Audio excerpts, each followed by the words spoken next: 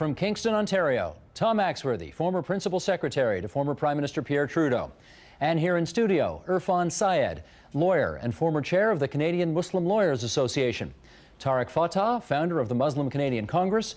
And Raheel Raza, author of Their Jihad, Not My Jihad. I want to thank all of you for being on the program today. Tom, good to see you in Kingston. Appreciate you being on the program as well. We want to start our discussion by talking about something that is taking place as we speak in Vaughan, Ontario, just north of Toronto. It's called the Peace Village. And it is a unique experience in housing development on this continent. Before we start talking about the Peace Village and the man behind it, I feel obliged to offer this note about who is around the table and who's not around the table. The developer, Nasir Ahmed, was booked to do this program. He's the man behind the Peace Village. A few hours ago, he decided that he did not want to do the program after all because he said he was not comfortable with having Muslims opposing other Muslims about his development on the air. We had also booked the former mayor of Vaughan, Michael DiBiase, who was the mayor at the time that this project was green-lighted. I'm told that Mr. Ahmed urged Mr. DiBiase not to do the program either, and so he is not here. That does not take away from the delight that you are here. Michael, let's show some pictures to people who haven't seen the Peace Village before. This is, as I suggested, in Vaughan. It is the first faith-based suburb in North America. There are 260 homes. All the residents are followers of the Islamic sect called Ahmadiyya. There is a mosque nearby, as these pictures clearly show. There are public schools. There are street names, the likes of Mahmoud Crescent, Nur Uddin Court, etc. And I want to start our discussion by just asking what we think of this idea. Irfan. Well, Steve, I guess first of all we should just step back a little bit. I think I'm not sure it's entirely accurate to say this is probably the first faith-based suburb in North America. They are describing themselves that way. They might, but I think historically there have been many faith-based communities, perhaps not so close to a major urban center like Toronto. But I think it's nothing unusual even in the history of Canada. I think we've had it all across Canada. So, just so I'm clear though, I guess you're suggesting something like Kensington in the 1950s, which was predominantly Jewish, is kind of a faith-based enclave. Is that what you're suggesting? Not necessarily. Yeah. I think even in the early 1900s, when Canada was attracting immigrants from Europe, they did that by offering them land, either free or very cheap. And groups of immigrants came from particular countries, and they had land available to them, so they could create their own communities. Okay. Do you know anything else like this anywhere else in North America? Like this? I mean, there probably are, but they all have negative connotations, right? Okay. Sort of like a cult or, ashrams and things like that. That right? premise aside, what do you think? I think, again, it's not unusual, especially as long as there's nothing illegal about it, there's not being discriminatory, and there's nothing unethical about it. Then I think it's an ordinary, it's an understandable project, specifically with respect to the community that's involved. And I think if you look at the specific characteristics of this community, it makes more sense. Raheel, what do you think of it? Well, I can understand the justification behind the Ahmadiyya community wanting to have their own little enclave. This is a community that has been persecuted heavily, especially in countries like Pakistan, where I come from. So they obviously have this insecurity, and they wanted to maybe create a place where they could be safe. So while I can understand why they have it, I don't support the idea of communities having just their own little space, because the idea of coming to Canada is that those diasporas that are in conflict with each other, if the Ahmadiyya community has been heavily persecuted, which they have, then this is a time for the other Muslim communities to get to know them. And it's very important, therefore, for immigrant communities to live in the mainstream, to be part of the mainstream. We should just clarify that there is nothing preventing anybody else from buying a house in this area. They say they don't discriminate against anybody else who wants to live there. But at the same time, what they're talking about, what they find in this little community that they're saying, that they have their own mosques to go and pray, and that's also available everywhere else. It doesn't have to be in this particular enclave. This is the wonderful thing about Canada, that the freedom to actually live in a community or in a place where you're close to a mosque or far away from a mosque. But then to call this a little peace village, a village where only the Ahmadiyya community resides, then offers the idea that other communities should also live in their little Indias, their little Pakistans, their little Sunni land, their little Shia land, and there are two other communities that do live this way. Near Bayview, there is a little housing complex for the Shias. And in Mississauga, there is one for Sunnis, I think the Shalimar complex it's called. And sometimes what happens is that there are people there who never feel obliged to learn the language or be part of the mainstream or travel on the subway. Okay, let me get Tarek's take on it. What's your view? Well, they have the right to organize themselves. Many communities have done so. The challenge is, in this day and age, what sort of a vision do these community leaders have that segregates an entire community into literally an upscale ghetto? Of course, people have been forced to live.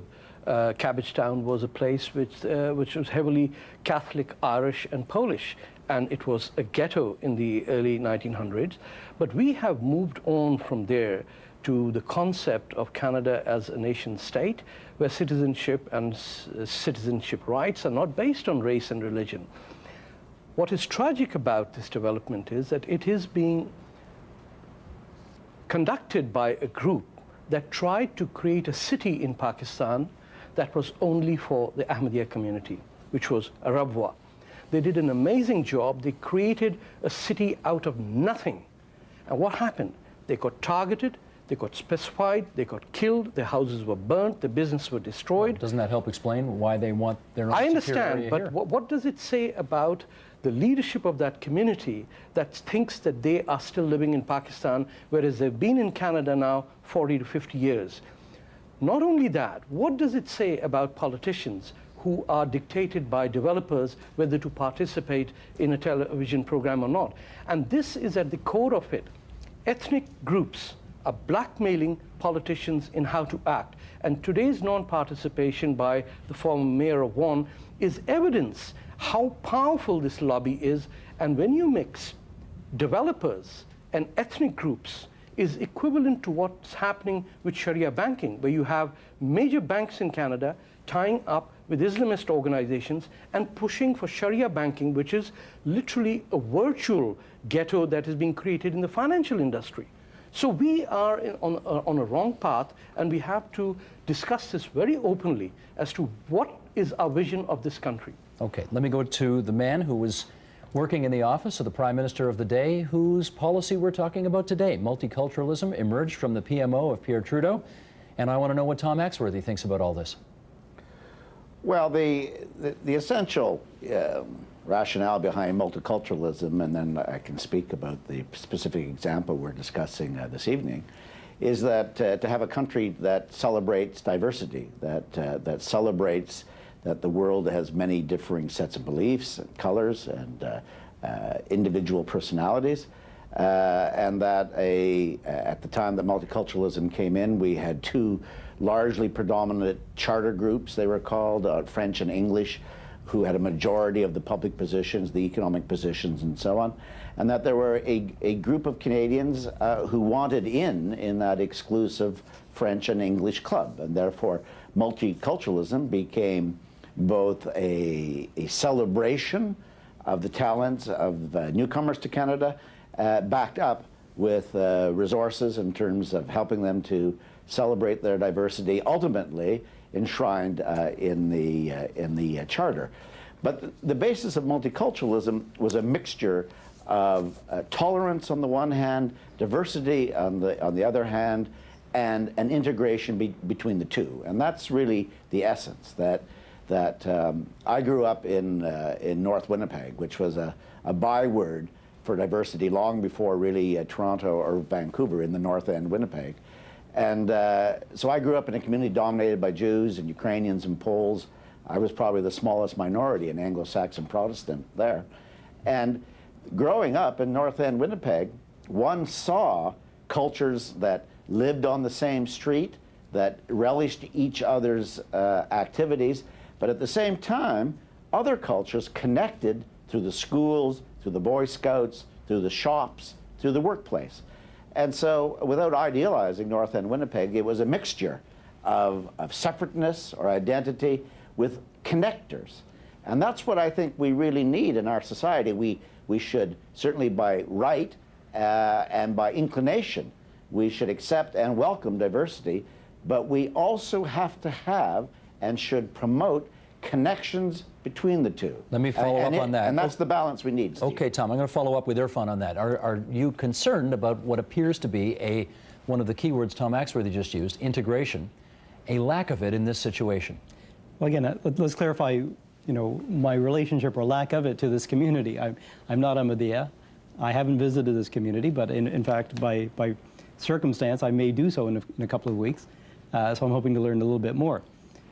But really, I think from what we see that because it's so close to the urban hub, and not everything that they need is contained within their community, naturally they'll have to go outside. I mean, they will have to interact with people outside the community, government or businesses, jobs, and I think they already do so.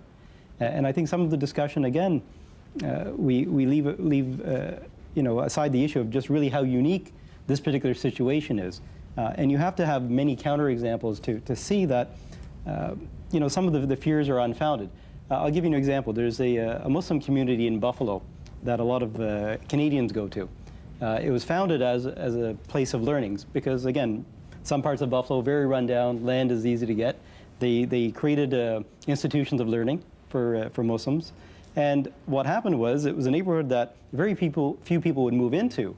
But because of that learning center, Muslims started buying the houses. They were very cheap. So in fact, whenever there was an opening, Muslims would be moving in. So it's almost the reverse of what's happening here, where the mosque in this case came first, and now the neighborhood is developing afterwards. Now, why this is unique from anywhere else in probably Toronto and the GTA is many times the Muslim community cannot find a mosque or to build a mosque in a residential area. It's just too expensive or there's not land available. So many times the mosques are created in industrial areas, commercial areas, and people have to come long distances. So again, this is a very unique situation where the mosque came first, there was land available for housing, and they're taking advantage of it. Raheel, though, how different is, just following up on some of the comments there, we do in downtown Toronto have Little Italy and Little Portugal, and we've got the Jewish community up at Bathurst, Wilson, Bathurst and Steeles. How different is this from that? Well, I think that in ideal, the concept of multiculturalism, the vision of multiculturalism, by Trudeau was a wonderful idea. But whether it really exists and whether multiculturalism, in inverted commas, has actually helped people integrate, I don't think so.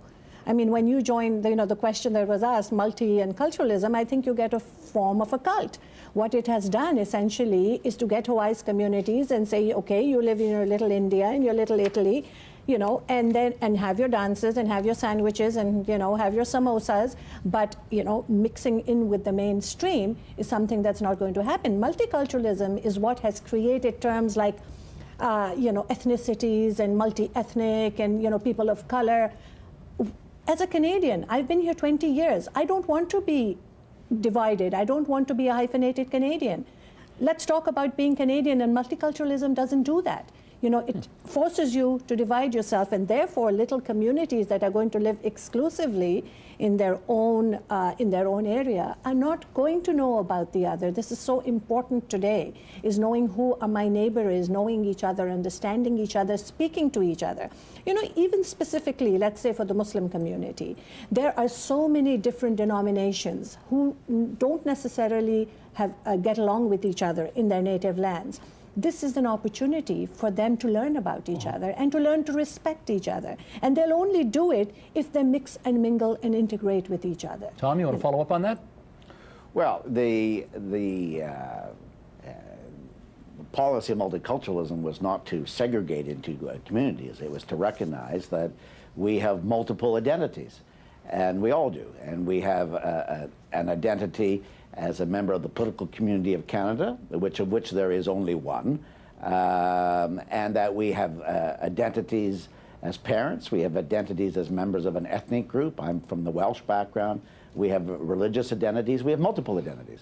And that's one of the great diversities of life. We're not one thing.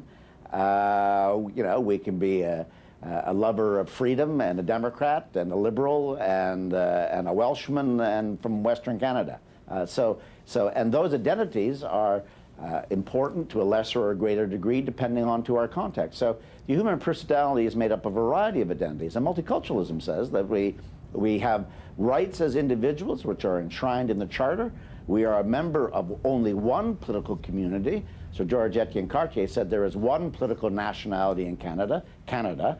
That leads into another debate about nationhood, but certainly our fathers of Confederation and Mr. Trudeau believed there was only one political nationality, but that we have a variety of other identities and government policies to encourage those other identities, to have mutual learning from cultures, learning from each other, was a positive thing. Now, no one was for segregation. The basis of multiculturalism is tolerance and mutual regard and mutual learning. Raheel wants to follow. Let me respond to this, sir. With due respect, I understand, but the exact term that you're using, policy, there is a big difference between policies and what's actually happening on the ground at a grassroots level.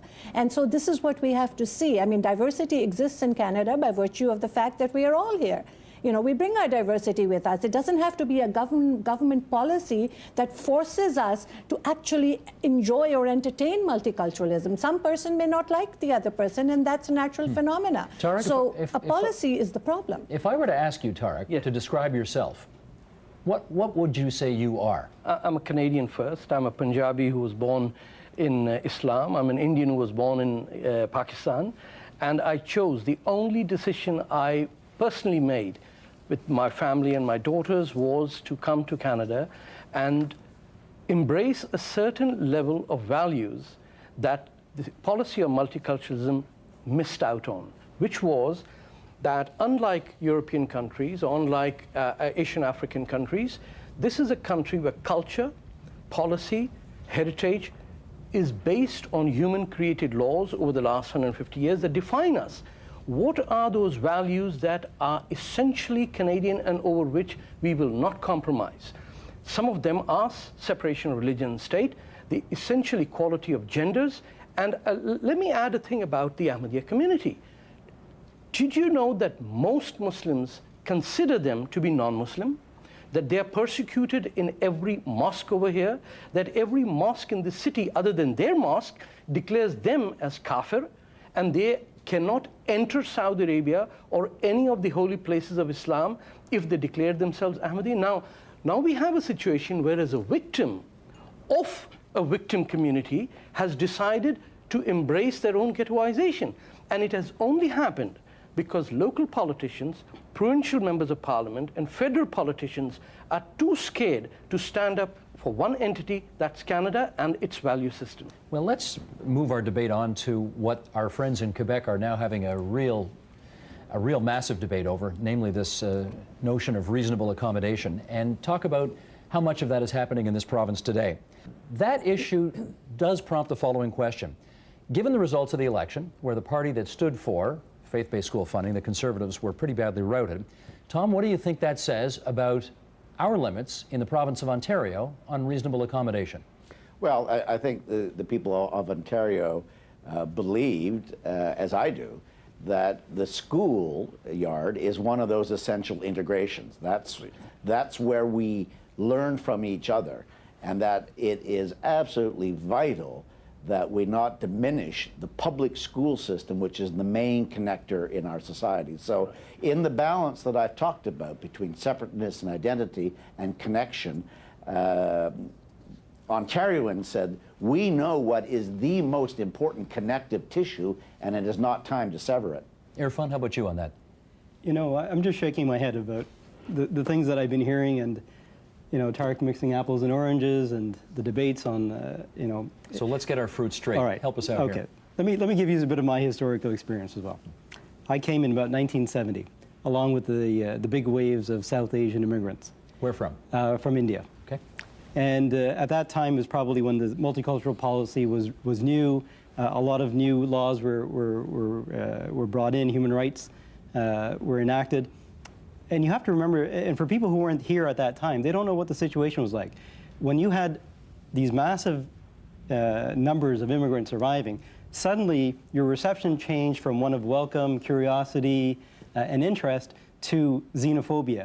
So literally, in 1970, or as late as 1974, my parents and I were literally driven out of a neighborhood in Scarborough, which is now predominantly non-white. But at that time, it was not welcome.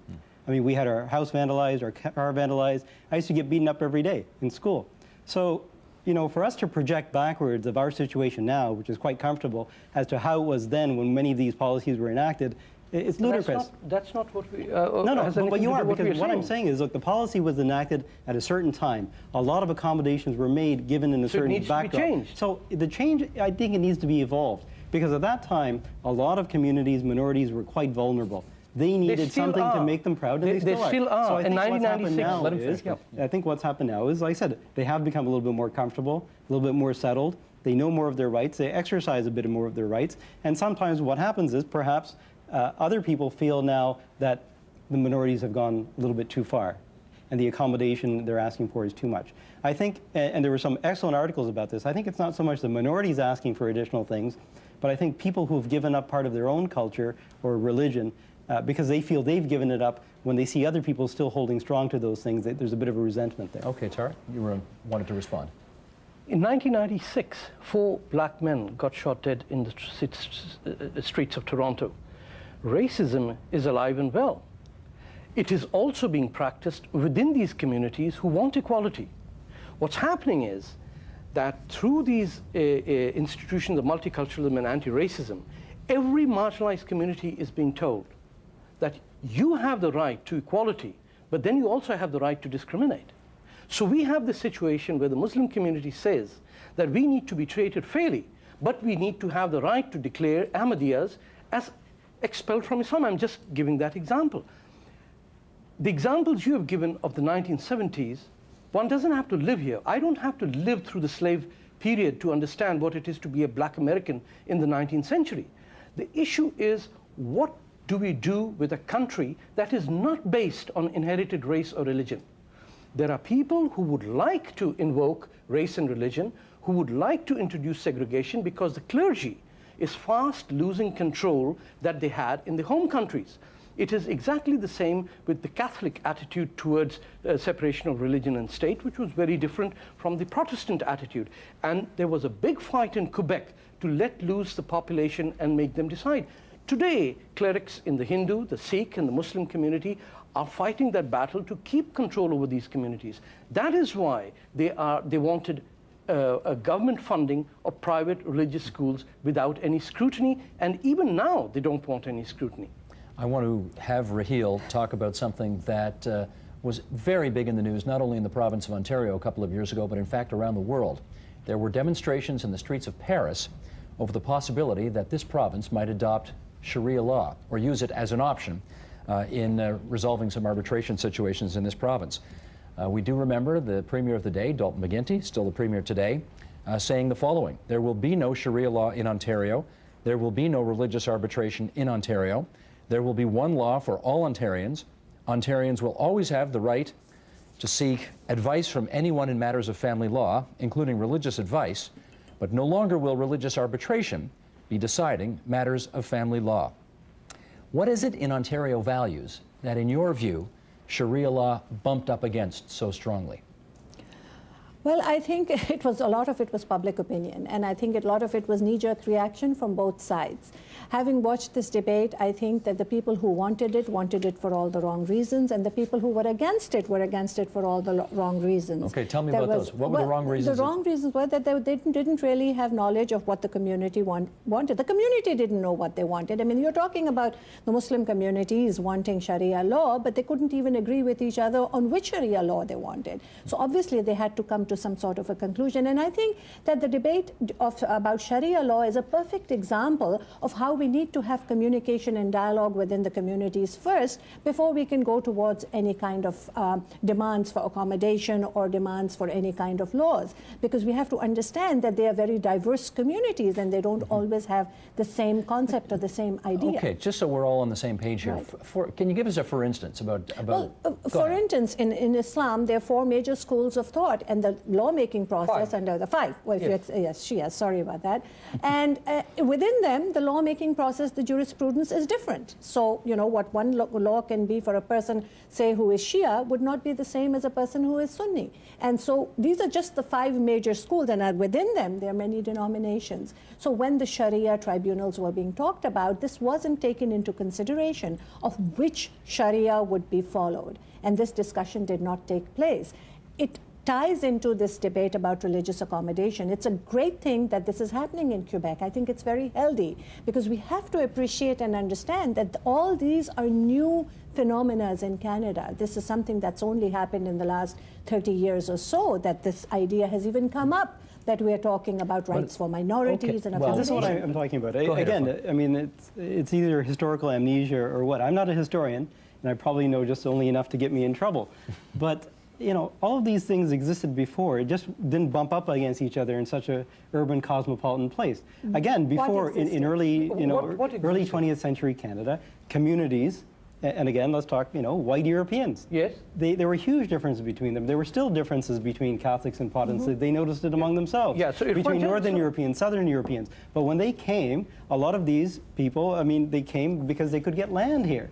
So by having access to land, which was their source of income production, they could create their own community. So many times they were doing things themselves within their own communities. What's changed now is new immigrants come to the urban centers. This is not about new immigrants. There's a fundamental difference. What you were asking for is a set of Canadian laws that should be driven or taken from divine texts. Sorry. Just one second. First of all, I wasn't the one asking for it. Let's be clear who you're saying that you. you were all right? supporting Second, Sharia. first of all, Let that whole me- debate has been let me clarify mischaracterized. what is that Look, dem- both of this debate has been mischaracterized from the No, beginning. let me It all had to do with private contracts. Irfan, let and me enforcement, clarify. The law- and the arbitrators would have been chosen by the parties No. themselves. There's a All right? fundamental. There's a lot of hype brought up, and See, similarly Let me what's continue. happening now. Let me clarify. Tariq, clarify, please. There are two origins of law. Throughout human history, laws have originated essentially from divine texts. Parliamentary democracy does not take laws that originate from divine texts. What the proponents of Sharia law, even in Sharia banking, are saying is that some laws should not be debated in Parliament. I have no problem with Sharia if it is to be debated in the House of Commons. But once you come, whether you're a rabbi or an imam or a bishop, and you say, these laws will be debated in Parliament, and these laws only I and my colleagues will decide in a closed room.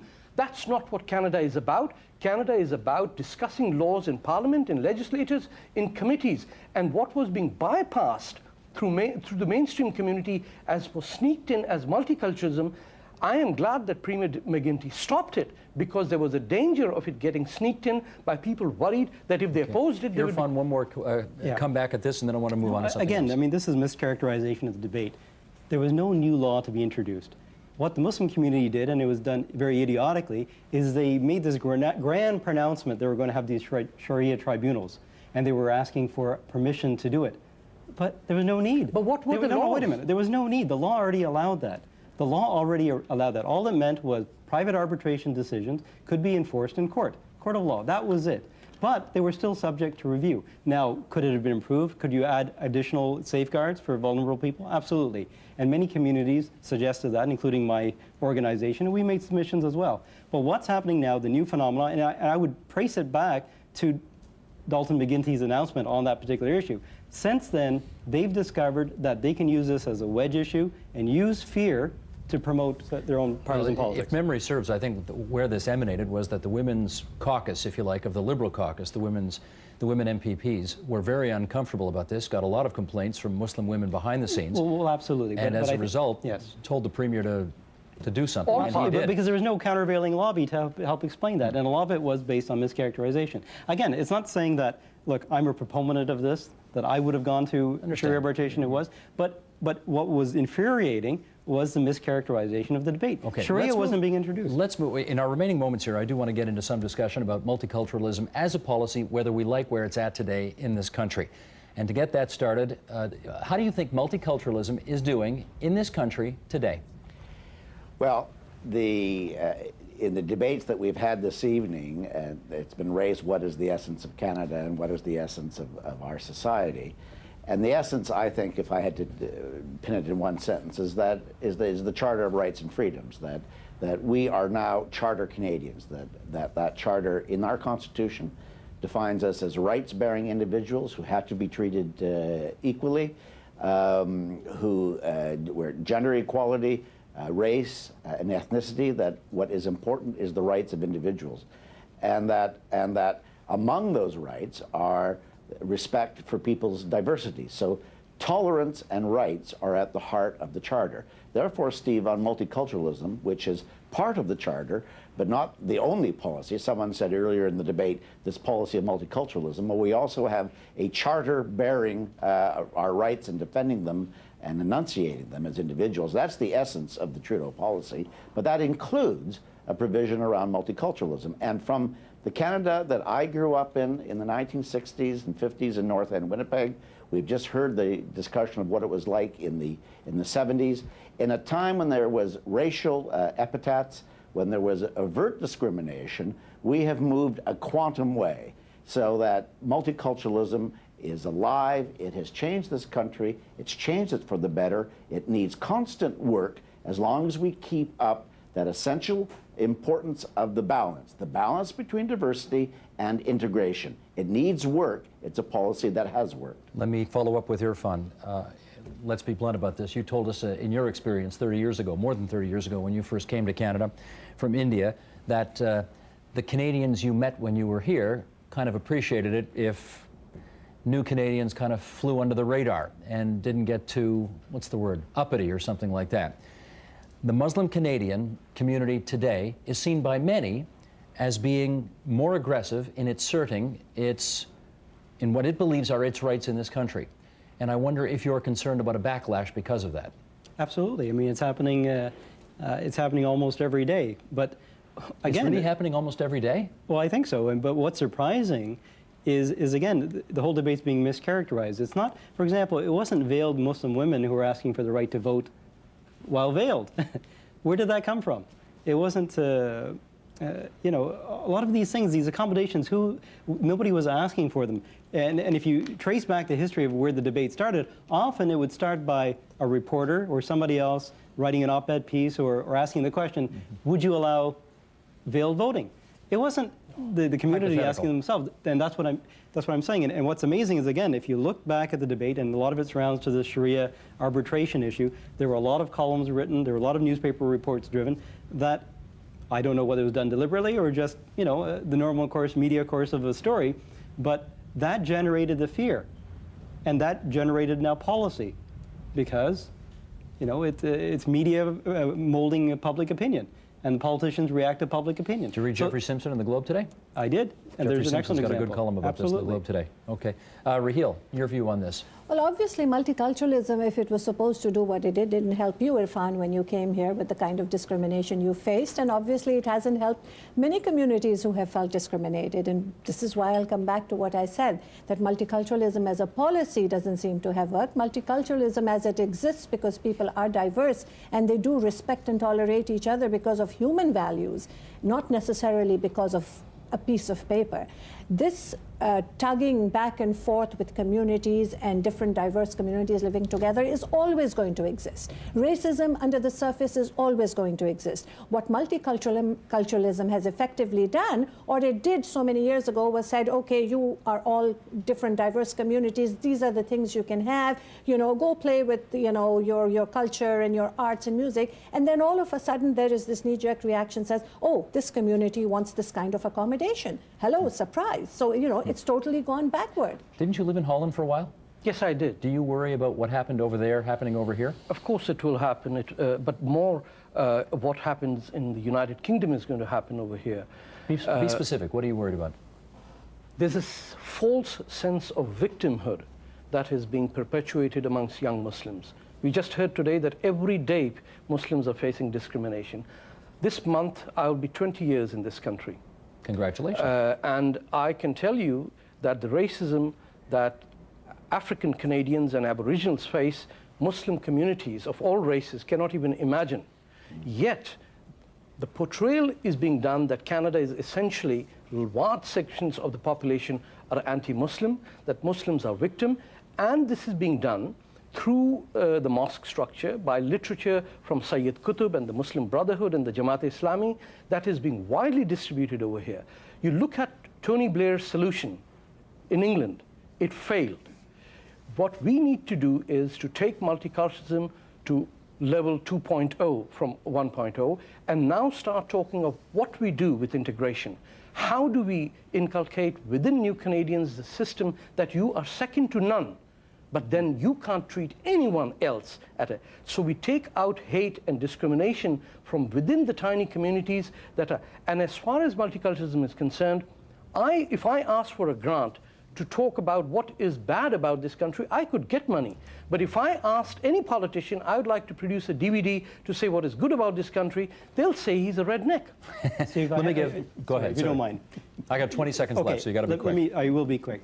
I think it depends on who's getting the phone calls. Tariq, when you get phone calls from people, it's people complaining about what the Muslim community is doing. When we wait a minute. When we get phone calls in our law office, how do you know what phone calls I get? When we get calls in our law office, it's about people who are being discriminated against. But that's so your I'm business. saying it's there. I'm not creating a climate of victimhood. It exists. So those are the people who call our office. One last point quickly before we go. I want to ask, how long are we going to be called immigrants? I've been here 20 years. I don't want to be called an immigrant anymore. What do you want to be called? I want to be called Canadian. That's it. Okay. And, we need to talk about this. Raheel, you're a Canadian. Thank you. So are you, Tariq. Thanks for being on the program. And to Irfan Syed over here, thanks so much as well. Tom Maxworthy in Kingston, appreciate your being on the program as well. Thanks so much.